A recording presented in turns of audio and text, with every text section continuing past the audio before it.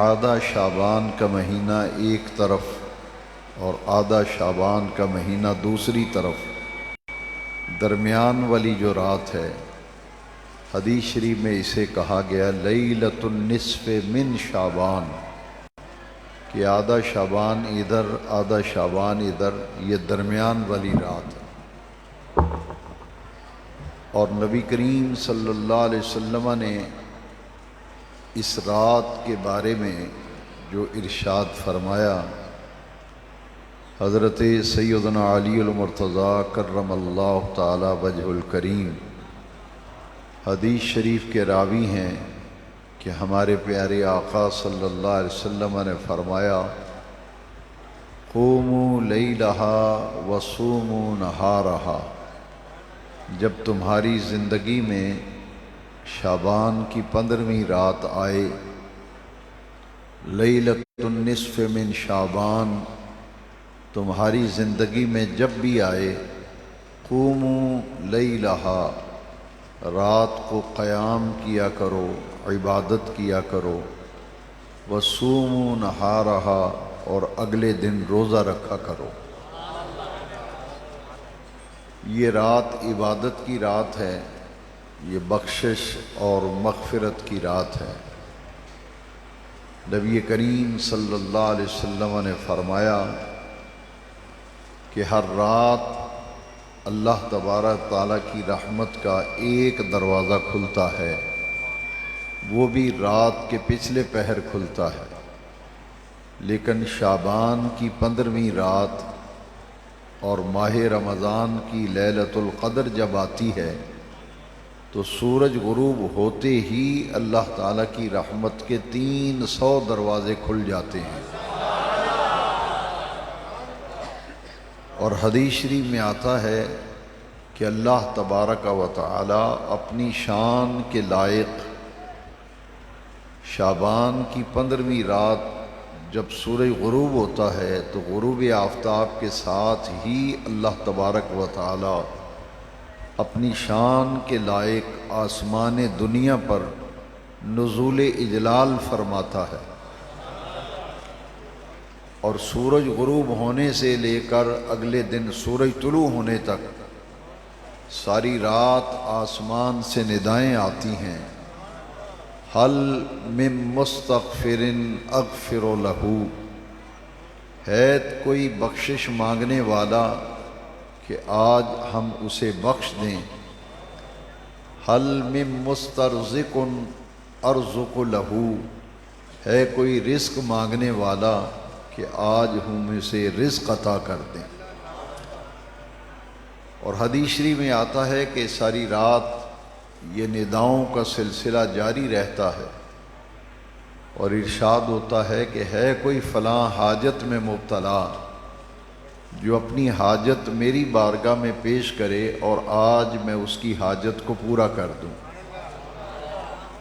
ہے کوئی فلاں ضرورت والا ضرورت مند کہ آج جھولی پھیلائے میری بارگاہ سے مانگے، میں اس کی ضرورتوں کو آج پورا کر دوں، ہے کوئی اولاد کا طالب میری بارگاہ میں دست سوال دراز کرے، میں اسے اولاد کی نعمت عطا کروں، ہے کوئی شفا اور صحت کا طالب جو میری بارگاہ میں جھولیاں پھیلا کر میری بارگاہ سے صحت اور شفا کا سوال کرے اور میں اسے شفا اور صحت عطا کر دوں۔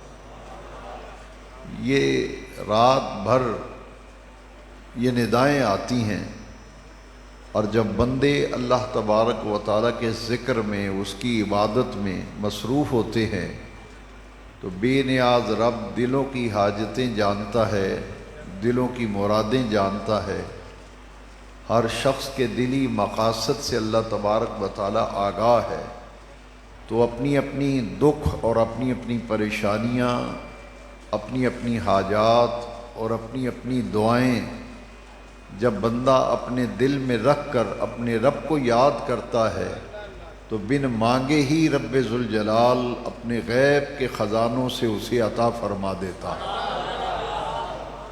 وہ علیم بذات الصدور ہے، علیم بذات الصدور ہے، سینوں میں چھپے ہوئے رازوں کو بے نیاز رب جانتا ہے۔ تو ہر بندے کی طلب، اس کی حاجت اور اس کی ضرورت سے بے نیاز رب باخبر ہے اور جانتا ہے۔ تو جب بندہ اپنے رب کو پکارتا ہے ذکر و عبادت کے ذریعے، اسماء الحسنہ کے ذریعے، تو اللہ تعالیٰ کی رحمت پھر اپنے اس بندے کی طرف متوجہ ہو جاتی ہے۔ میرے آقا کریم صلی اللہ علیہ وسلم نے اس رات طویل سجدہ فرمایا، آپ نے قیام فرمایا، اور طویل سجدہ جب فرمایا، ام المومنین حضرت عائشہ صدیقہ رضی اللہ تعالیٰ عنہا نے دیکھا کہ حضور مسجد نبوی شریف میں سجدے کی حالت میں ہیں، اور آپ کھڑی رہیں اور دیکھتی رہیں کہ حضور کا سجدہ جو ہے وہ طویل سے طویل تر ہوتا چلا گیا، کہ حضور نبی کریم علیہ السلام اپنے رب کریم سے سجدے کی حالت میں ہم کلام تھے۔ حضرت عائشہ صدیقہ رضی اللہ عنہ فرماتی ہیں کہ مجھے یہ گمان ہوا کہ حضور کی روح مبارک پرواز نہ کر گئی ہو، کہ میں کافی دیر سے دیکھ رہی ہوں کہ حضور سجدے میں ہیں۔ تو حضور کے پائے مبارک کے انگوٹھے کو حضرت عائشہ صدیقہ نے مس کیا، تو نبی کریم علیہ السلام نے اپنے پاؤں مبارک کو جنبش دی، حرکت دی، جس سے حضرت عائشہ صدیقہ فرماتی ہیں کہ مجھے یہ یقین ہو گیا کہ آقا کریم صلی اللہ علیہ وسلم ایک خاص کیفیت میں اپنے رب کی بارگاہ میں حاضری دے رہے ہیں۔ جب میرے آقا نماز سے فارغ ہوئے تو حضور نے فرمایا، اے عائشہ، جانتی ہو کہ یہ رات کون سی ہے اور اس رات کی عظمت، فضیلت اور برکت کیا ہے؟ ام المومنین حضرت عائشہ صدیقہ رضی اللہ عنہا نے عرض کی، اللہ ورسولہ عالم، حضور اللہ بہتر جانتا ہے یا اللہ کا رسول بہتر جانتا ہے؟ میرے آقا کریم نے فرمایا، اے عائشہ، آج لیلۃ النصف من شعبان ہے، اس رات بندوں کے اعمال نامے اللہ کی بارگاہ میں پیش کیے جاتے ہیں، اور میں نے یہ مناسب خیال کیا کہ میرا عمل نامہ جب اللہ کی بارگاہ میں پیش ہو تو میں اپنا سر اسی رب کی بارگاہ میں جھکا کر اس کی عبادت میں مصروف، میرا عمل نامہ اس کیفیت و حالت میں پیش ہو۔ حضور نے ارشاد فرمایا، اے عائشہ، اس رات اگلے شعبان تک جن لوگوں نے فوت ہونا ہے، اس دنیا کو چھوڑ جانا ہے، ان کے نام اس رات میں لکھوا دیے جاتے ہیں۔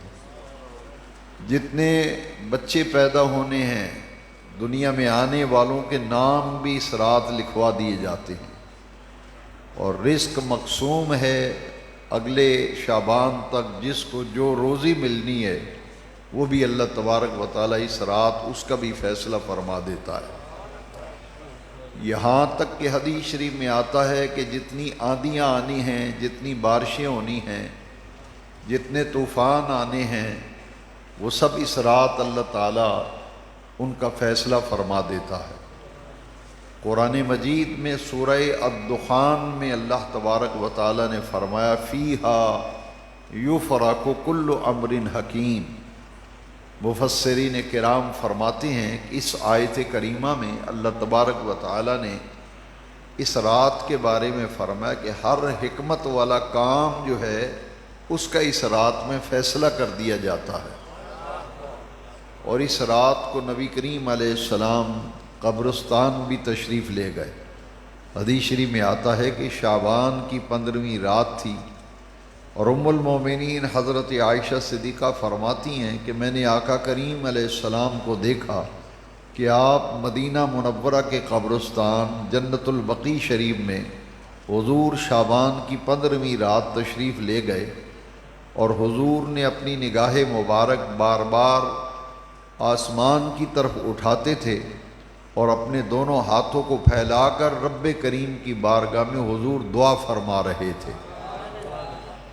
اس رات کے جو اعمال، افعال اور اشغال ہیں، ان میں سے ذکر و عبادت، نوافل کی ادائیگی اور دعا اور مناجات اور التجا رب کی بارگاہ میں، وہاں اس رات قبرستان جانا، یہ بھی حضور نبی کریم صلی اللہ علیہ وسلم کی سنت ہے۔ امت کا یہ معمول ہے کہ شعبان کی 15ویں رات جب آتی ہے تو مغرب کی نماز کے بعد، یہ قدیم زمانے سے اہل اسلام میں حضور کی سنت ہے، چونکہ شعبان کی 15ویں رات قبرستان جانا، تو امت میں یہ سنت کا جو معمول ہے یہ عمومی طور پر مغرب کے بعد چلا آ رہا ہے۔ جو لوگ مغرب کے بعد قبرستان حاضری نہیں دے پاتے، وہ رات کے کسی حصے میں قبرستان جائیں اور وہاں اہل ایمان کے لیے مغفرت کی دعا کریں، اور جن کے پیارے دنیا سے رخصت ہو گئے، اگر ان کی قبور کا علم ہے تو اس رات اپنے پیاروں کی قبروں پر جانا، وہاں جا کر ان کی مغفرت کی دعا کرنا اور قبرستان کو دیکھ کر اور قبروں کی زیارت کر کے اپنی آخرت اور اپنی قبر کو یاد کرنا، یہ اس رات کے معمولات میں سے ہے۔ اللہ تبارک و تعالی ہمیں اس کی توفیق مرحمت فرمائے۔ ویسے ہر رات نیک لوگ تو ہر رات جاگتے ہیں، ہر رات عبادت کرتے ہیں۔ یہ دو راتیں، ایک شب برات اور شب قدر، لیلۃ البرات اور لیلۃ القدر، یہ دو راتیں اللہ تبارک و تعالی نے ان لوگوں کے لیے بنائی ہیں خاص طور پر۔ نیک آدمی تو ہر رات جاگتا ہے، وہ تو ہر رات پچھلے پہر اٹھ کر لوگ تہجد پڑھتے ہیں، عبادت کرتے ہیں۔ اللہ کریم نے اپنے گناہگار بندوں کی مغفرت اور بخشش کے کئی سبب بنائے ہیں۔ ان بخشش و مغفرت کے اسباب میں سے ایک سبب یہ ہے کہ گناہگاروں کو 2 راتیں عطا فرما دیں، اور ان راتوں میں پھر رب ذوالجلال اپنی شان کے لائق آسمان دنیا پر نزول اجلال فرما کر رات بھر اللہ تعالیٰ فرماتا ہے کہ آؤ، میری رحمتوں کے دروازے کھلے ہیں، جھولیاں پھیلاؤ، میری بارگاہ سے جو مانگنا ہے آج مانگ لو۔ اور اللہ تعالیٰ کی بارگاہ سے دعا مانگنے کا طریقہ اور سلیقہ میرے نبی کریم علیہ السلام نے سکھلایا۔ آج ہم یہ کہتے ہیں کہ ہماری دعائیں قبول نہیں ہوتی، لیکن ہم نے کبھی اس بات پر غور کیا کہ دعا کے لیے جو شرائط ہیں اور دعا کے لیے جو لوازمات ہیں اور جو طریقہ کار ہمیں قرآن و حدیث میں بتایا گیا، کیا ہم اس طریقے پر بھی کبھی رب سے مانگتے ہیں؟ جب بندہ اللہ سے دعا مانگ رہا ہو اور اس کی توجہ کسی اور طرف ہو، زبان پہ تو دعا کے لفظ ہیں لیکن اس کی توجہ کسی اور طرف ہے، جیسا کہ ہم مساجد کے اندر نمازوں کے بعد جو عمومی طور پر دعا مانگی جاتی ہے، اس میں ہم دیکھتے ہیں کہ لوگ دعا مانگ رہے ہوتے ہیں، کوئی دیواریں دیکھ رہا ہے، کوئی پنکھوں کو دیکھ رہا ہے، کوئی آنے جانے والوں کو دیکھ رہا ہے، کوئی نقش و نگار کو دیکھ رہا ہے۔ یعنی دعا تو رب سے مانگ رہے ہیں لیکن توجہ دوسرے لوگوں کی طرف، توجہ اور چیزوں کی طرف۔ پھر جو دعا مانگنے والے ہیں وہ اس طرح دعا مانگتے ہیں، عام طور پہ دعا مانگ رہے ہیں تو اس طرح دعا مانگ رہے ہیں، ہاتھ کے اوپر ہاتھ رکھا ہے یا اس طرح کر لیتے ہیں۔ کسی سے جب کوئی چیز مانگتے ہیں اور کسی چیز کو پکڑنا ہوتا ہے، لینا ہوتا ہے، تو دونوں ہاتھوں کو پھیلانا پڑتا ہے، یا ہاتھ پھیلا کر ہی آدمی کسی چیز کو حاصل کر پاتا ہے۔ حدیث شریف میں آتا ہے کہ ہمارے پیارے نبی کریم علیہ السلام جب دعا فرمایا کرتے تو آپ کے دونوں ہاتھ مبارک جو ہیں، ان کی ہتھیلیوں کا رخ جو ہے وہ آسمان کی طرف ہوتا تھا۔ ہم دعا مانگتے ہیں اس طرح یا اس طرح دعا مانگتے ہیں، جبکہ دعا مانگنے کا جو سنت طریقہ ہے کہ سینہ مبارک کے سامنے حضور کے ہاتھ مبارک ہوتے تھے، اپنے سینہ مبارک کے سامنے دونوں ہاتھ فرماتے اس طرح، اور دونوں ہاتھوں کے درمیان تھوڑا سا فاصلہ رکھتے، بالکل ساتھ بھی نہیں ملانا چاہیے۔ اگر بے اختیار ہاتھ ساتھ مل جائیں یا بے اختیار اٹھ جائیں تو وہ الگ معاملہ ہے، لیکن جب آدمی دعا مانگے تو اس کا طریقہ یہ ہے کہ پورے آداب کو ملوز خاطر رکھے، دونوں ہاتھوں کو پھیلائے، ہتھیلیوں کا رخ جو ہے وہ آسمان کی طرف ہو، اور سینے کے برابر ہاتھ اٹھائے اور تھوڑا سا فاصلہ دونوں ہاتھوں کے درمیان رکھے، اور جب دعا مانگے تو اپنے ذہن، دل اور دماغ کی پوری توجہ کا مرکز جو ہے وہ اللہ تبارک و تعالیٰ کی ذات ہو، کیونکہ کس کی بارگاہ میں مانگ رہا ہے؟ اللہ کی بارگاہ سے مانگ رہا ہے۔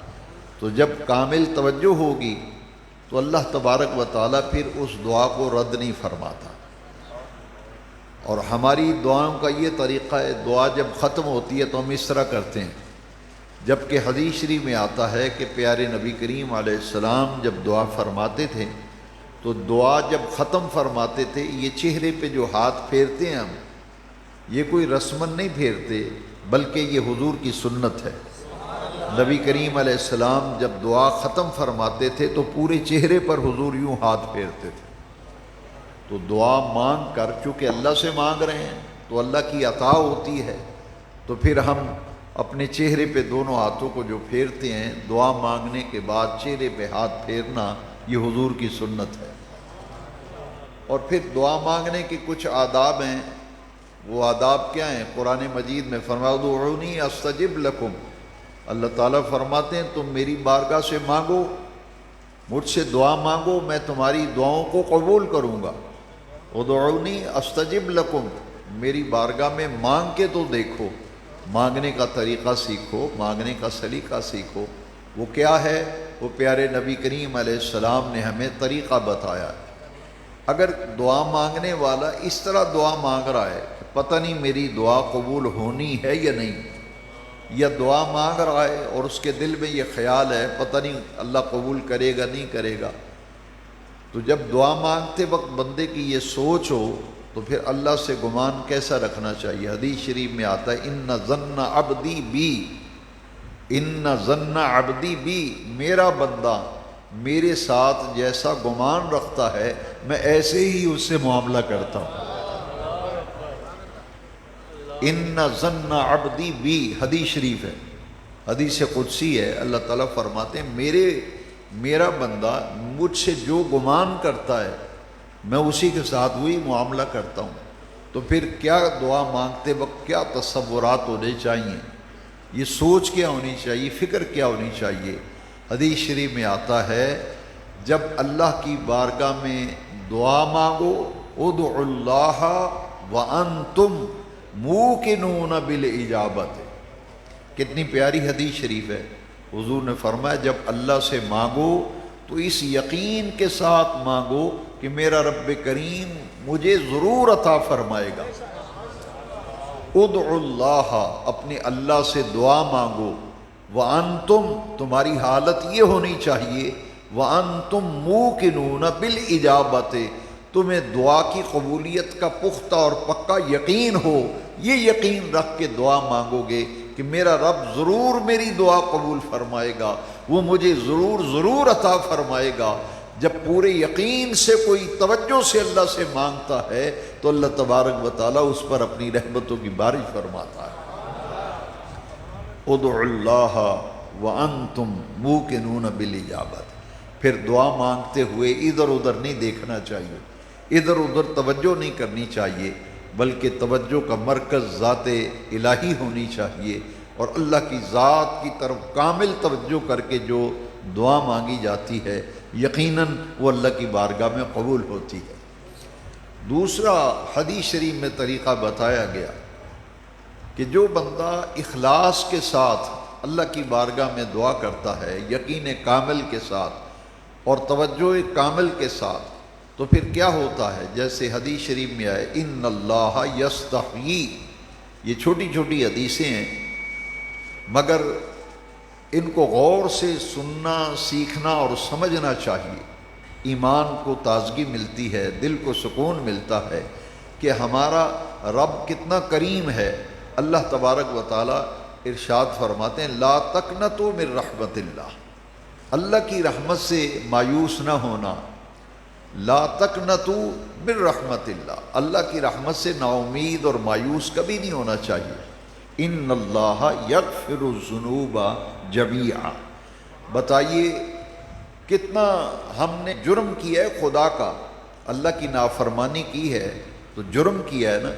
تو گناہ جب ہم کرتے ہیں تو یہ جرم ہے، کس کا جرم کیا؟ اللہ تبارک و تعالیٰ کی بارگاہ میں ہم نے جرم کا ارتکاب کیا، اس کی حکم عدولی کی۔ گناہ کہتے ہی اللہ کی نافرمانی کو ہے، اللہ کی حکم عدولی کو، لیکن وہ بے نیاز رب جس کے حکم کو نہیں مانا، جس کی حکم عدولی کی ہے، وہی رب فرما رہا ہے کہ اے میرے بندو لا تقنطوا من رحمت اللہ، میری رحمت سے مایوس نہ ہونا، ان اللہ یغفر الذنوب جمیعا، تمہارا رب تو اتنا کریم و سخی ہے، وہ تمہارے سارے کے سارے گناہوں کو معاف فرما دے گا۔ ان اللہ یغفر الذنوب جمیعا۔ جی اللہ تعالیٰ فرماتے ہیں تم مانگ کے دے دیکھو میں تمہارے سب گناہوں کو معاف کر دوں گا۔ اور پھر حدیث شریف میں آتا ہے، جیسا کہ ابھی آپ نے وہ مجھ سے قبل آپ نے مولانا اویس صاحب سے آئے سنی، یا ایھا الذین آمنوا توبوا الی اللہ توبۃ نصوحا۔ اس کا معنی کیا ہے؟ اے ایمان والو اللہ کی بارگاہ میں توبہ کرو، توبوا الی اللہ، اللہ کی بارگاہ میں سچے دل سے توبہ کرو۔ توبۃ نصوحا کا معنی ہے ریاکاری سے پاک، بناوٹ سے پاک، خالص توبہ کرو۔ توبۃ نصوحا کا معنی ہے خالص توبہ کرو، اور ایسی توبہ کرو جو توبہ تمہارے لیے نصیحت بن جائے، جو توبہ تمہارے لیے نصیحت بن جائے۔ توبوا الی اللہ توبۃ نصوحا، اللہ کی بارگاہ میں سچے دل سے توبہ کرو۔ تو آج کی رات یہ توبہ اور استغفار کی رات ہے۔ اللہ تعالیٰ فرماتے ہیں میری بارگاہ میں توبہ کرو۔ یہ جو ہم مل کر بیٹھے ہیں، بعض لوگوں کا یہ خیال ہے کہ جی یہ شب برات کو اکیلے گھر میں ہی نفل پڑھنے چاہیے، یہ دعائیں گھر میں ہی کر لینی چاہیے، اجتماع کرنا یہ ان کا کیا فائدہ ہے؟ جبکہ قرآن مجید میں اللہ تبارک و فرمایا توبوا الی اللہ جمیعا، توبوا الی اللہ جمیعا، سب مل کر اکٹھے ہو کر اللہ کی بارگاہ میں توبہ کرو۔ توبوا الی اللہ جمیعا، ید اللہ علی الجماع۔ یہ حدیث شریف میں آتا ہے کہ جہاں مسلمان اکٹھے ہو کر اپنے رب کو یاد کرتے ہیں اور مسلمان اکٹھے ہو کر جھولیاں پھیلاتے ہیں اللہ تعالیٰ کی بارگاہ میں، اس اجتماع میں، اس محفل میں کچھ ایسے لوگ ہوتے ہیں جن کے آنسو اللہ کو پسند آ جاتے ہیں، جن کا گڑ گڑانا بے نیاز رب کو پسند آ جاتا ہے۔ وہ ایک کے آنسو اگر قبول ہوتے ہیں، اس کا گڑ گڑانا قبول ہوتا ہے، اس کی گریہ و زاری قبول ہوتی ہے، تو اس کی برکت سے اللہ تعالیٰ دوسروں پر بھی اپنی رحمتیں فرما دیتا ہے۔ کیسے رحمت ہوتی ہے؟ اللہ کریم نے فرمایا، یہ حدیث قدسی ہے اور بخاری شریف میں ہے، فرمایا لا یشقا جلیسہم، لا یشقا جلیسہم، اجتماع میں آنا، یہ محفل شب بیداری میں جو آپ اپنی نیند چھوڑ کے آئے ہیں، یہ شب بیداری، شب بیدار رہنا کا مطلب ہے جاگنا۔ جاگنے سے مراد کیا ہے کہ رات کو اللہ تعالیٰ کی یاد میں بسر کرنا، رات کو اللہ کے ذکر میں، اس کی یاد میں بسر کرنا، یہ ہے شب بیداری کا مفہوم۔ اور اس کا حدیث شریف میں میرے آقا کریم صلی اللہ علیہ وسلم فرماتے ہیں کہ اللہ تعالیٰ نے فرمایا لا یشقا جلیسہم، جہاں مل کر لوگ اللہ کا ذکر کرتے ہیں تو اللہ کا ذکر کرنے والوں کے پاس جو محض آ کر بیٹھ جاتے ہیں، اگر بدبخت ہوں تو اللہ تعالیٰ انہیں خوش نصیب اور نیک بخت بنا دیتا ہے۔ جہاں اللہ کا ذکر ہو رہا ہو، جہاں اللہ کا ذکر ہو رہا ہو، تو وہاں اگر کوئی محض ذکر نہ کرے، آ کے بیٹھ ہی جائے، باقی لوگ ذکر کر رہے ہیں اور ایک دو آدمی ویسے ہی بیٹھے ہیں، تو حدیث شریف کے اندر آتا ہے کہ ذکر والوں کے پاس بیٹھنے والا پھر بدبخت نہیں رہتا۔ اگر بدبخت ہو تو اللہ تعالیٰ اپنے ذکر کی برکت سے اسے نیک بخت بنا دیتا، نیک بخت بنا دیتا۔ اور ان محفلوں میں آنے کا فائدہ کیا ہے؟ حدیث شریف میں آتا ہے، نبی کریم علیہ السلام نے فرمایا، صحابہ سے فرمایا کہ اے میرے جانثارو، جنت کے باغوں میں سے کبھی نہ کبھی کچھ کھا پی لیا کرو۔ ریاض الجنہ، جنت کے باغیچوں میں سے، جنت کے باغوں میں سے کبھی کبھی کچھ کھایا پیا کرو۔ تو صحابہ کرام نے پوچھا ما ریاض الجنہ، حضور یہ جنت کے باغ کون سے ہیں جن سے ہمیں کھانے پینے کا حکم دیا ہے؟ حضور نے فرمایا ہوا مجالس اہل الذکر، ہوا مجالس اہل الذکر، وہ اللہ کا ذکر کرنے والوں کی محفلیں اور مجلسیں ہیں۔ تو یہ جنت کے باغات سے حضور نے تشبیہ دی۔ اللہ کے ذکر کی محفل، اللہ کے ذکر کا حلقہ جو ہے یہ ریاض الجنہ حضور نے فرمایا کہ ذکر کی محفل میں آنا ایسے ہے جیسے جنت کے باغوں میں سے کھانا پینا ہے۔ تو یہ ذکر کی محفلیں، ان کا فائدہ کیا ہے؟ چونکہ اب ہم حلقہ ذکر کی طرف بڑھ رہے ہیں اور ہم مل کر ذکر کرنے والے ہیں، تو یہ بات ذہن میں رکھیں کہ اللہ تعالیٰ کے ذکر کی جو ہم اکٹھے ہو کر بیٹھے ہیں، گھر میں بھی عبادت ہم کر سکتے ہیں، نفل پڑھ سکتے ہیں، مگر یہاں اکٹھے ہو کر بیٹھنے کا جو فائدہ ہے وہ حدیث شریف میں آتا ہے۔ نبی کریم صلی اللہ علیہ وسلم نے فرمایا کہ اللہ تبارک و تعالیٰ کے ذکر کی ایک محفل 20 لاکھ بری مجلسوں کا کفارہ ہے۔ یہ اللہ تعالیٰ کے ذکر کا ایک حلقہ، حلقے کا معنی ہے جہاں چند آدمی بیٹھ کر اپنے رب کا ذکر کر رہے ہوں، اسے حلقہ ذکر کہتے ہیں۔ تو ذکر الہی کا حلقہ جو ہے، ایک ذکر الہی کی محفل حلقے میں اگر آپ گئے ہیں تو امام غزالی نے احیاء علوم الدین میں اس حدیث کو نقل کیا ہے۔ میں ریفرنس بھی، حوالہ بھی کوٹ کر رہا ہوں۔ امام غزالی حجت الاسلام اپنی کتاب احیاء علوم الدین میں لکھتے ہیں کہ اللہ تبارک و تعالیٰ کے ذکر کی ایک محفل و مجلس و حلقہ 20 لاکھ بری مجلسوں کا کفارہ ہے۔ 20 لاکھ بری مجلسوں کا کفارہ ہے۔ اور اللہ کا ذکر یہ بہت بڑی دولت ہے۔ قرآن نے فرمایا وَلَذِكْرُ اللَّهِ أَكْبَرُ، وَلَذِكْرُ اللَّهِ اکبر۔ ہم ان چیزوں کی اہمیت نہیں دیتے اور ان باتوں کو غور سے سنتے بھی نہیں، ہمارے دھیان اور قسم کی تقریریں سننے کی طرف ہیں۔ میں جب غور کرتا ہوں کہ قرآن مجید کی آیات اور احادیث کے اندر چھوٹی چھوٹی احادیث، چھوٹی چھوٹی آیات میں جب غور کرتے ہیں تو علوم و معارف کا ایک سمندر معجزہ ہے۔ دیکھیے 2 لفظوں میں آیت مکمل ہوگی، وَلَذِكْرُ اللَّهِ أَكْبَرُ، وَلَذِكْرُ اللَّهِ أَكْبَرُ۔ فرمایا اللہ کا ذکر بہت بڑی دولت ہے، اللہ کا ذکر بہت بڑا سرمایہ ہے، اللہ کا ذکر بہت بڑا سرمایہ۔ فَاسْأَلُوا أَهْلَ الذِّكْرِ، قرآن میں فرمایا جو ذکر کر، اگر تم نہیں جانتے تو جو ذکر کرنے والے ہیں ان سے پوچھ لو۔ تو اللہ کے ذکر سے ہمیں رغبت، ذوق و شوق ہونا چاہیے۔ کیسا ہونا چاہیے؟ حضرت معاذ رضی اللہ تعالیٰ عنہ نے نبی کریم علیہ السلام سے عرض کیا کہ حضور مجھے کوئی نصیحت فرما دیں کہ جس پر میں عمل کروں میری یہ دنیا کی زندگی بھی سنور جائے، آخرت بھی سنور جائے۔ آج ہم یہاں اس لیے جمع ہوئے ہیں کہ ہم اللہ تعالیٰ کے ذکر و فکر میں یہ رات گزار کر اپنے رب سے یہ دعا مانگیں کہ باری تعالیٰ جس طرح ہمیں یہ دنیا کی زندگی سے تو نے نوازا ہے، تیرا کرم ہے، تو نے ہمیں صحت و سلامتی سے یہ دنیا کی زندگی عطا کی ہے، مولا یہ دنیا کی زندگی ہماری عزت اور شان والی بنا دے، صحت و سلامتی والی بنا دے۔ یہ دنیا کی زندگی تو نے بخشی ہے، اسے شفا والی زندگی، اسے صحت والی زندگی، اسے عافیت والی زندگی بنا دے، عزت اور آبرو والا جینا نصیب کر اور ایمان کے ساتھ مرنا نصیب کر۔ میں اکثر یہ کہا کرتا ہوں اور میرا مقصد محض تبلیغ دین ہوتا ہے۔ دیکھیے جنازے کی دعا میں بہت بڑی نصیحت ہے۔ جنازہ تو سب پڑھتے ہیں، لیکن کیا کبھی نے غور کیا کہ جنازے کے اندر ایک دعا ہم ایسی مانگتے ہیں جس کے اندر میرے اور آپ کے لیے ایک بہت بڑی نصیحت ہے، ایک بہت بڑا سبق ہے، ایک بہت بڑا درس ہے، ایک بہت بڑا راستہ ہے۔ وہ کیا ہے؟ ہر جنازہ پڑھنے والا دعا مانگ رہا ہے، لیکن افسوس کہ پتہ نہیں کہ پڑھ کے آ رہا ہوں، اس کا مطلب کیا ہے، اس کا مقصد کیا ہے۔ دعا پڑھتے ہیں جنازے میں اللہم من احییتہ منا فاحیہ علی الاسلام ومن توفیتہ منا فتوفہ علی الایمان۔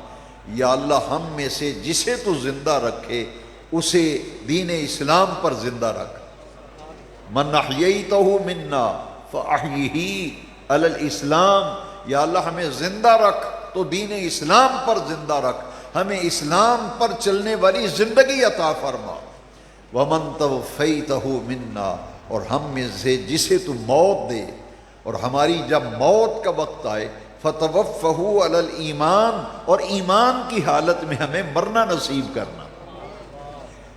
اسلام پر جینا اور ایمان پر مرنا، دنیا میں زندہ رہیں تو اسلام پر چلیں، اسلامی زندگی ہمیں عطا فرما، اور موت آئے تو ایمان والی موت آئے. اس لیے میں کہتا ہوں یہ رات اللہ سے مانگنے والی ہے. زندگی وہ ہے جو شفا والی ہو. اللہ تعالیٰ ایسی زندگی سے ہر کسی کو محفوظ رکھے اور ہر محتاجی سے بچائے. زندگی میں اللہ کسی کا محتاج نہ کرے. صرف محتاجی یہ پیسے کی نہیں ہے، ہم اسے ہی سمجھتے ہیں. ہم جب کہتے ہیں نا کہ یا اللہ کسی کا محتاج نہ کرنا تو ہماری توجہ پیسے کی طرف جاتی ہے.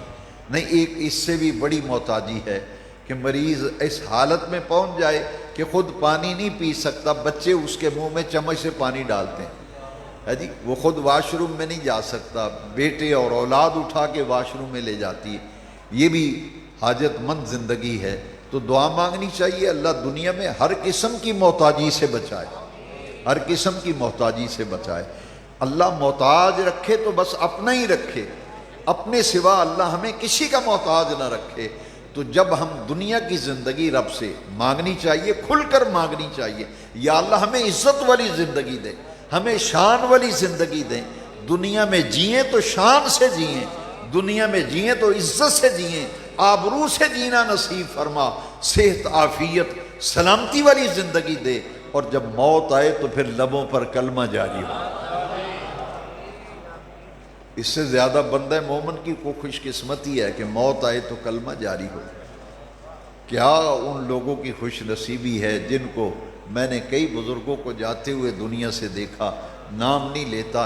ایک بزرگ کو دیکھا جب جا رہے تھے تو 15 مرتبہ کلمہ شریف پڑھا، 15 مرتبہ کلمہ شریف پڑھ. فرمایا گواہ ہو جاؤ، گواہ ہو جاؤ، میں نے کلمہ پڑھا ہے، میرے مرتے وقت کلمہ پڑھنے پر گواہ ہو جانا. تو بھائی کوئی معمولی بات ہے جس کی زبان پر موت کے وقت کلمہ جاری ہو. یہاں تو ماں کا بے ادب ہونا، اور ماں جس سے ناراض ہو، اور جن سے ماں ناراض ہو، بے ادبی تو نہیں کی ماں کی، لیکن ماں ان سے ناراض ہو گئی. صحابی رسول ہیں حضرت علقمہ رضی اللہ تعالیٰ عنہ، ماں ان کی ناراض ہو گئی. تو ماں کی ناراضگی ایک ایسا گناہ ہے جس سے مرتے وقت کلمہ زبان پہ جاری نہیں ہوتا، جس سے خاتمہ ایمان پر نہ ہونے کا اندیشہ رہتا ہے. صحابی رسول ہیں، ماں ان سے ناراض تھی. بیوی آتی ہے اور عرض کرتی ہے آقا غلام ہے آپ کا، آخری لمحے ہے اس کی زندگی کے، اس کی زبان پہ کلمہ نہیں جاری ہو رہا. حضور نے فرمایا اس کی ماں زندہ ہے؟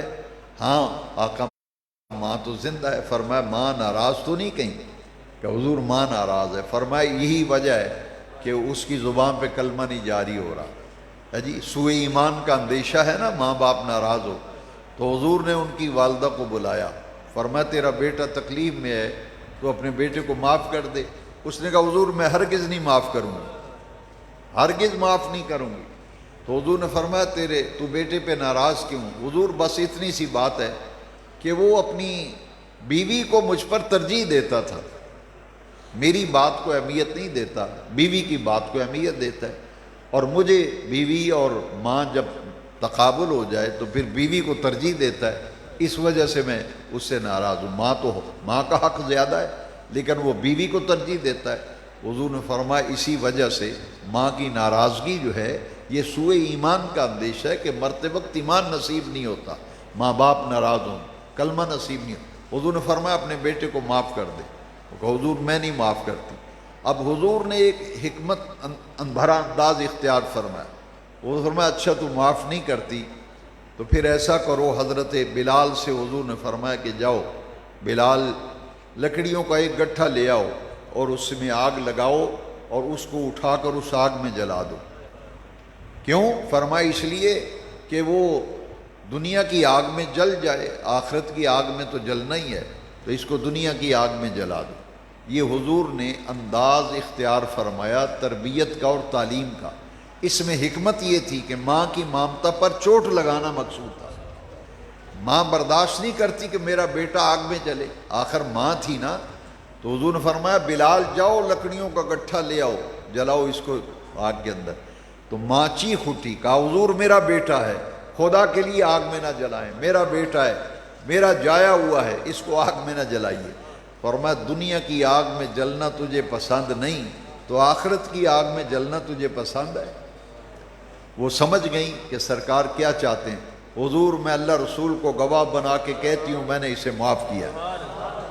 اب جیسے ہی معاف کیا نا تو علقمہ کی بیوی دوڑ کر گھر گئی، دیکھا کہ علقمہ کی زبان پر آسانی سے کلمہ شریف جاری ہوا، کلمہ پڑھا اور آسانی سے ان کی روح جو ہے وہ پرواز کر گئی۔ جی تو یہ کلمہ طیبہ مرتے وقت حضور نے فرمایا من کان آخر کلامہ لا الہ الا اللہ دخل الجنہ۔ حضور فرمایا جو دنیا سے جا رہا ہو، موت آ رہی ہو، اس وقت جس کی زبان پر کلمہ جاری ہو گیا فرمایا وہ جنت میں جائے گا۔ تو جس نے دنیا میں اللہ کا ذکر کیا ہی نہیں، ذکر کی طرف رغبت ہی نہیں، ذکر کرنے والوں کا مذاق اڑائے، ان کو برا بلا کہے، ان کو مسیتڑ کہے، یہ مولوی لوگ ہیں، یہ پرانے لوگ ہیں، یہ دقیانوس لوگ ہیں، جیسا کہ آج دین کے خلاف جگہ جگہ سے آوازیں اٹھ رہی ہیں جی، اور ایسے لوگ کتوں کی طرح بھونک رہے ہیں دین کے خلاف ٹی وی پہ بیٹھ کے۔ انہیں کیا پتہ کہ دین کی حقیقت کیا ہے؟ یہ اس وقت آنکھیں کھلیں گی جب موت کا پنجہ گردن کو دبائے گا، اس وقت پتہ چلے گا۔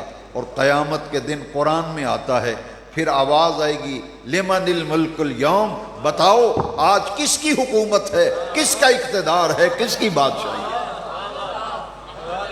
یہ دنیا کا اقتدار تو چند روزہ ہے، یہ دنیا کا اقتدار تو چند روزہ ہے۔ آج دین پر نظر رکھی ہوئی ہے کہ دین کو کیسے ختم کرنا ہے، منصوبے بن رہے ہیں، لیکن یاد رکھو اقتدار آنا جانا ہے، حکومتیں آنی جانی ہیں، دوام ہے تو اللہ کے ذکر کو ہے اور کامیابی ہے تو اللہ کے ذکر میں ہے۔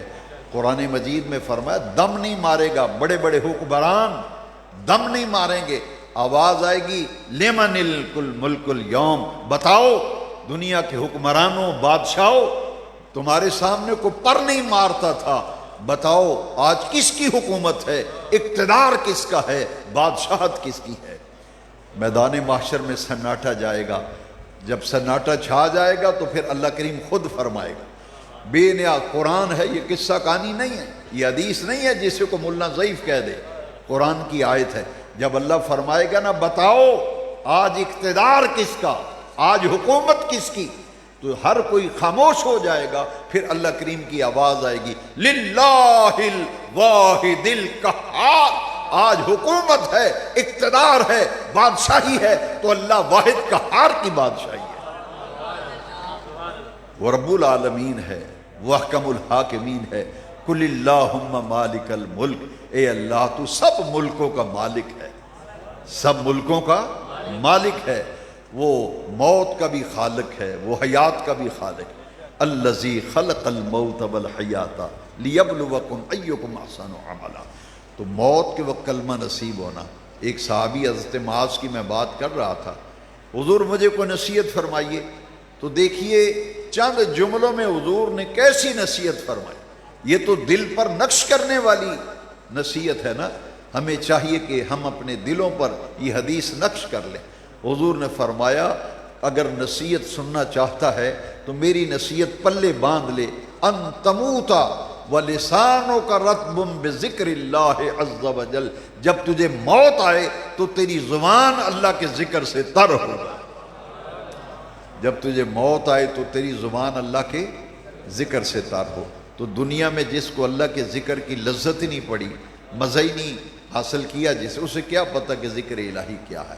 تو میں عرض یہ کر رہا تھا، بات ذکر کی طرف آ گئی کہ دعا مانگنے کے کچھ آداب ہیں، کچھ آداب ہیں۔ یہ حدیث شریف بڑی پیاری حدیث شریف، ہر حدیث ہی پیاری ہے مگر اس مضمون سے متعلق ہے۔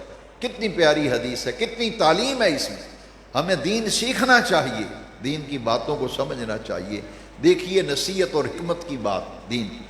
حضور نے فرمایا ان اللہ یستحیی، بڑے غور سے سننے والی، ان اللہ یستحیی ان یرد عبدہ، جب کوئی بندہ اپنے رب کی بارگاہ میں دعا کے لیے ہاتھ اٹھاتا ہے، دعا کے لیے ہاتھ اٹھاتا ہے تو اللہ تعالیٰ کو حیا آتا ہے کہ میں اپنے بندے کے ہاتھوں کو خالی واپس لوٹا دوں۔ ان اللہ یستحیی ان یرد ید عبدہ صفرا، اللہ اس بات سے حیا فرماتا ہے کہ میرا بندہ مجھے رحمان سمجھ کر، رحیم سمجھ کر، رب العالمین مان کر، احکم الحاکمین مان کر، اور جب میری بارگاہ میں یقین کامل سے ہاتھ پھیلاتا ہے، اللہ فرماتے ہیں مجھے حیا آتا ہے میں اس کے ہاتھوں کو خالی واپس لوٹا دوں۔ تو دعا جب بھی مانگو اس یقین کے ساتھ۔ میں آخری حدیث شریف سنا کر پھر ذکر کرتے ہیں۔ آج کی گفتگو دعا کے عنوان پر ہی زیادہ میں نے بات کی ہے، کیونکہ ہم دعا کے بالکل قریب ہو رہے ہیں، وہ لمحے آ رہے ہیں جب ہم مل کر دعا کریں گے۔ دیکھیے یہ اتنی برکتیں ہیں اس دعا کے اندر اور ذکر کے اندر۔ نبی کریم صلی اللہ تعالی وسلم کے ایک صحابی مسجد میں نماز پڑھنے کے لیے آئے، نماز پڑھی جب تو سلام پھیرتے ہی نماز مکمل ہوئی نا، دونوں طرف سلام پھیر کے تو فوراً کہتے رب اغفر لی ورحمنی، رب اغفر لی ورحمنی۔ جیسے ہی دعا کا سلام پھیرا، نماز کا سلام پھیرا، نماز کا سلام پھیرتے ہی دعا مانگنی شروع کر دی۔ کیا کہا؟ رب اغفر لی، یا اللہ مجھے بخش دے، ورحمنی، اور مجھے اپنی رحمتیں عطا فرما۔ جب اس نے دعا مانگ لی، وہ جانے لگا تو حضور نے اسے بلا کر فرمایا اجلت ایھا المصلی، اجلت ایھا المصلی، اے نماز پڑھنے والے تو نے بڑی جلد بازی سے کام لیا، تو نے بڑی جلد بازی سے کام لیا، ادھر سلام پھیرا ادھر تو نے دعا مانگنی شروع کر دی، تو بڑا جلد باز ہے، جلد بازی میں تو نے دعا مانگی۔ حضور یہ گفتگو فرما رہے تھے کہ ایک صحابی نماز پڑھ رہے تھے، انہوں نے جب نماز پڑھی، نماز پڑھ کر پہلے اللہ تعالیٰ کی حمد و ثنا کی، نماز پڑھ کر اللہ کی حمد کی، پھر ثنا کی رب تعالیٰ کی، اور بعد میں نبی پاک پر درود شریف پڑھا۔ پہلے اللہ کی حمد و ثنا کی، بعد میں حضور پر درود شریف پڑھا، پھر وہ جب حمد و ثنا کر کے درود پاک پڑھ کے دعا مانگنے لگا، حضور نے فرمایا اب تو اپنے رب سے مانگ، تیرا رب تجھے تیری دعا کو ضرور قبول فرمائے گا۔ تو حضور نے طریقہ سکھایا کہ جب نماز پڑھ لو تو اللہ کا ذکر کرو، حضور پر درود شریف پڑھو، تو پھر دعا کی قبولیت جو ہے وہ یقینی ہو جاتی ہے۔ حدیث شریف کثرت سے ایسی حدیثیں موجود ہیں کہ جن میں نبی کریم علیہ السلام نے ہمیں دعا کے آداب سکھائے ہیں، دعا مانگنے کے طریقے سکھائے ہیں، اور قدم قدم پر دعا ہے، قدم قدم پر دعا ہے۔ اب دیکھیں نا، آدمی رات کو سویا ہے تو سوتے وقت دعا ہے، اللہم بے اسمک احیا و اموت، مختصر دعا ہے، یا اللہ تیرے ہی نام پہ سو رہا ہوں، تیرے ہی نام پہ کیا صبح اٹھوں گا۔ اور صبح جب اٹھتا ہے کتنا وقت لگا اس دعا پر؟ بتائیے کتنی تکلیف اٹھانی پڑی؟ مختصر دعا ہے بھائی، برکت کتنی ہے، اللہم بے اسمک احیا و اموت، اب تیرے ہی نام سے سو رہا ہوں، تیرے ہی نام کی برکت سے اٹھوں گا، بس اتنی سی دعا سوتے وقت مانگنا۔ اور صبح اٹھنا ہے تو پھر دعا ہے الحمدللہ الذی احیانی بعد ما اماتنی والیہ النشور، ہے جی۔ بیت الخلاء گئے تو جب تکلیف، بیت الخلاء جانے سے تکلیف دہ چیز جو ہے اس سے انسان کو خلاصی ملتی ہے، لہذا جب فارغ ہو کے بندہ نکلتا ہے تو حدیث شریف میں آتا ہے حضور جب رفع حاجت کے بعد تشریف لاتے تھے تو پڑھا کرتے تھے غفرانک، غفرانک، یا اللہ تیری ہی بخشش، تیری ہی مغفرت۔ اور بعض حدیثوں کے اندر آتا ہے حضور دعا فرماتے تھے الحمدللہ الذی عافانی من الخبث والخبائث، یا اللہ تیرا شکر ہے تو نے مجھے تکلیف دینے والی چیز سے نجات عطا فرما دی۔ تو یہ دعائیں جو ہیں، کھانا کھانے سے پہلے بسم اللہ، کھانا کھانے کے بعد پڑھنا الحمدللہ، تو یہ اللہ کے ذکر میں مومن کی زندگی گزارنی چاہیے۔ والا ذکر اللہ اکبر، اللہ کا ذکر بہت بڑی دولت ہے۔ حضرت معاذ کو حضور نے فرمایا تجھے موت آئے تو تیری زبان اللہ کے ذکر سے تر، اور حضور نے فرمایا، نبی کریم علیہ السلام نے فرمایا، غافلوں میں اللہ کا ذکر کرنے والا ایسے ہے جیسے سوکھی ہوئی گھاس کے اندر ایک ہرا بھرا تنکا ہوتا ہے۔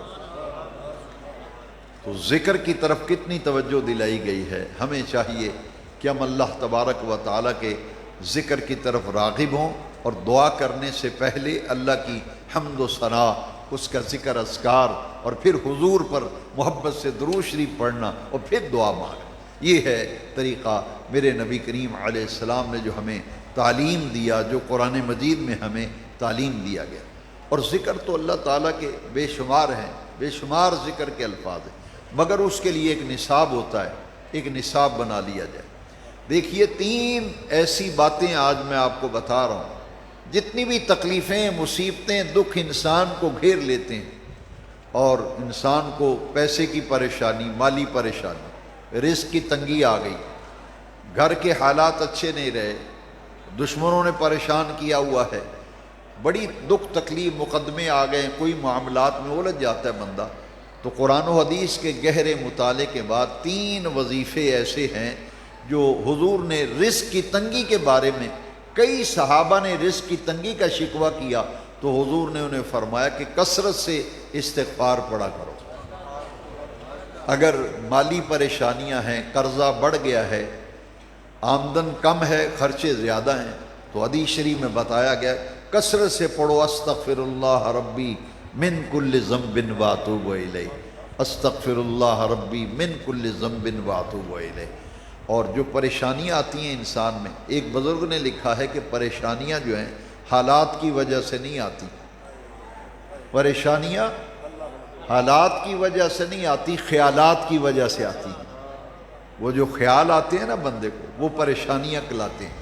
تو حدیث شریف میں پریشانیوں کا علاج بتایا گیا، جتنی پریشانیاں انسان کو گھیرتی ہیں۔ حدیث شریف میں آتا ہے جب نبی کریم علیہ السلام کو کوئی مہم درپیش ہوتی، پریشانیاں گھیر لیتی، کفار کی طرف سے جب منصوبہ بندی کی جاتی حضور پر حملوں کی، معاذ اللہ، حضور کو تکلیف دینے کی، تو حدیث شریف میں آتا ہے حضور کثرت سے پڑھا کرتے تھے لا حول ولا قوت الا باللہ، لا حول ولا قوت الا باللہ۔ یہ پریشانیوں کا علاج ہے۔ رزق کی تنگی کے لیے استغفار حضور نے بتایا، اور جتنی بھی حاجات انسان کو پیش آ جاتی ہیں اس کے لیے حدیث شریف میں وظیفہ آیا ہے یا حی یا قیوم برحمتک استغیث، یا حی یا قیوم برحمتک استغیث۔ یہ 3 وظیفے ہمیں اپنی زندگی کا معمول بنانا چاہیے۔ ہر نماز کے بعد کم از کم 5 مرتبہ یہ پڑھ لینا چاہیے، یا حی یا قیوم برحمتک استغیث، استغفر اللہ ربی من کل ذنب واتوب الیہ۔ پریشانیاں دکھ گھیریں تو لا حول ولا قوت الا باللہ العلی العظیم۔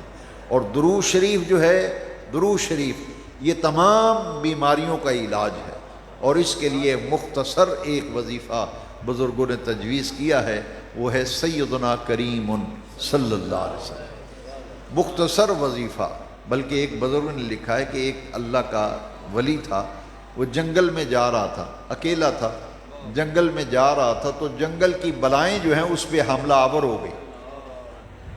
جنگل کی بلائیں اس پر جب حملہ آور ہوئیں تو اس نے سیدنا کریم صلی اللہ علیہ وسلم کا ورد شروع کر دیا۔ جیسے ہی پڑھنا شروع کیا ساری بلائیں اس سے دور بھاگ گئی، ساری بلائیں اس سے دور بھاگی۔ اس لیے کثرت کے ساتھ چلتے پھرتے پڑھا کرو سیدنا کریم صلی اللہ علیہ وسلم، اور یہ چند وظائف جو بڑے برکت والے ہیں ان کو زندگی کا معمول بنائیں۔ ابھی صلاۃ التسبیح ہم نے پڑھی ہے، اور اس میں تیسرا کلمہ پڑھا گیا ہے۔ یہ تیسرا کلمہ جامع ذکر ہے، میں اکثر کہا کرتا ہوں یہ جامع ذکر ہے۔ اس میں تسبیح بھی ہے، اس میں تحمید بھی ہے، اس میں تہلیل بھی ہے، اس میں تکبیر بھی ہے۔ تسبیح ہے سبحان اللہ، تحمید ہے الحمدللہ، تہلیل ہے لا الہ الا اللہ، تکبیر ہے اللہ اکبر۔ یہ ایسا جامع ذکر ہے تیسرا کلمہ، اس میں تسبیح بھی ہے، تحمید بھی ہے، اور تہلیل بھی ہے، اور تکبیر بھی ہے۔ 4 ذکروں کا مجموعہ ہے تیسرا کلمہ، 4 ذکروں کا مجموعہ ہے۔ تو یہ اس میں بڑی برکت ہے۔ یہ ورد کر کے دیکھو، سکون قلب ملتا ہے، طبیعت میں نورانیت آتی ہے، روحانیت آتی ہے۔ اللہ تعالی ہمیں اس کی توفیق دے۔ آئیے، وقت مختصر ہے، مل کر ذکر کرتے ہیں۔ سبحان اللہ والحمد للہ ولا الہ الا اللہ واللہ اکبر۔ سبحان اللہ والحمد للہ ولا الہ الا اللہ واللہ اکبر۔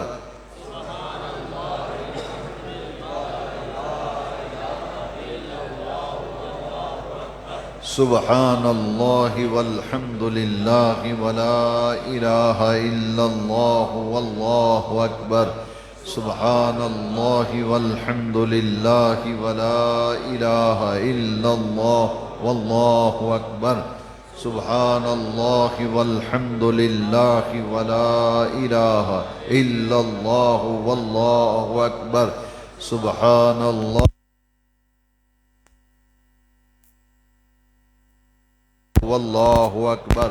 سبحان اللہ والحمد للہ ولا الہ الا اللہ واللہ اکبر۔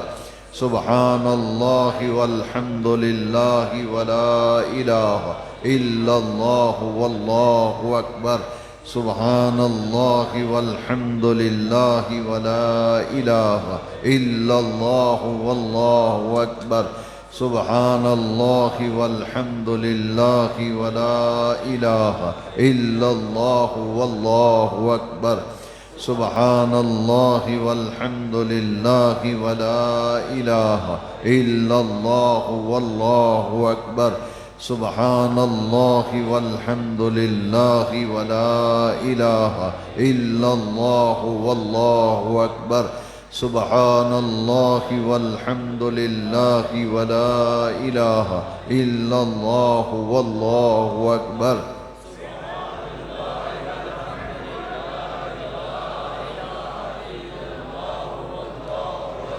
حدیث شریف میں اس کلمے کی فضیلت یہ ہے کہ حضرت ابو ہریرہ رضی اللہ عنہ باغ لگا رہے تھے، پودے نصب کر رہے تھے، تو حضور تشریف لے آئے۔ فرمایا ابو ہریرہ کیا کر رہے ہو؟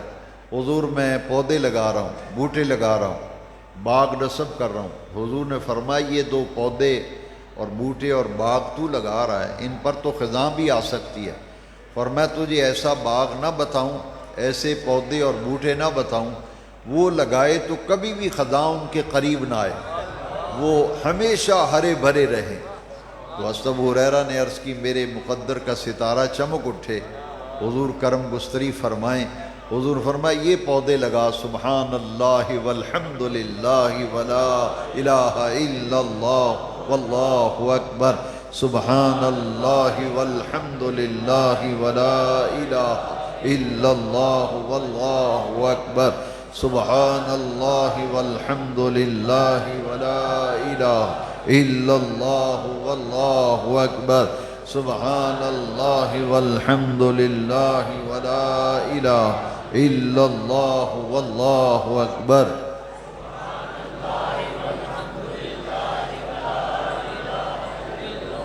حضرت سیدنا یونس علیہ السلام مچھلی کے پیٹ میں جب گئے تو انہوں نے مچھلی کے پیٹ میں پڑھا تھا لا الہ الا انت سبحانک انی کنت من الظالمین، تو اللہ تعالیٰ نے انہیں مچھلی کے پیٹ سے رہائی عطا فرمائی۔